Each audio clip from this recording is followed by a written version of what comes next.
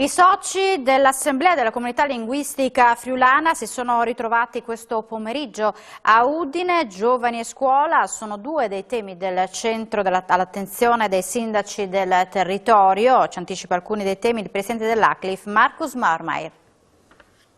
I giovani come ambasciatori della lingua friulana anche nelle sedi istituzionali, legge 482 come chiave di volta contro gli accorpamenti degli istituti scolastici e valorizzazione della bandiera friulana sono alcuni dei temi toccati dai sindaci del territorio che si sono ritrovati a Udine, a Palazzo Belgrado, per la riunione dell'Assemblea della Comunità Linguistica Friulana.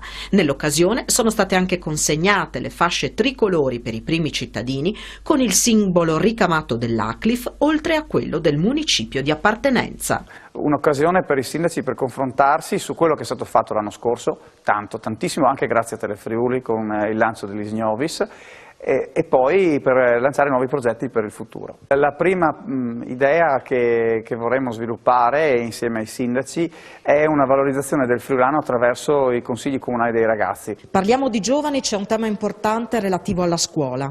Tanti comuni stanno affrontando il problema della denatalità, che significa anche la riduzione del numero minimo di studenti all'interno delle classi. Questo significa chiudere delle scuole. Abbiamo scoperto dal Veneto che alcuni comuni stanno chiedendo di essere riconosciuti come minoranza linguistica friulana, perché in questo modo possono utilizzare la legge 482 che tutela le minoranze linguistiche, che prevede che nei comuni dove c'è una minoranza linguistica il numero minimo di studenti diventa 10 anziché 15.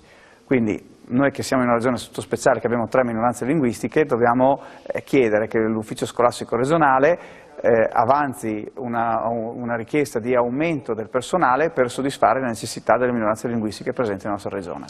C'è un'altra questione, quella della bandiera del Friuli. Vorremmo lanciare come sindaci una nuova proposta, che è quella che la bandiera del Friuli non sia esposta solo il 3 aprile, ma prendendoci noi la responsabilità, approvando un regolamento di consiglio comunale, introdurre delle altre date che siano significative per la storia del Friuli.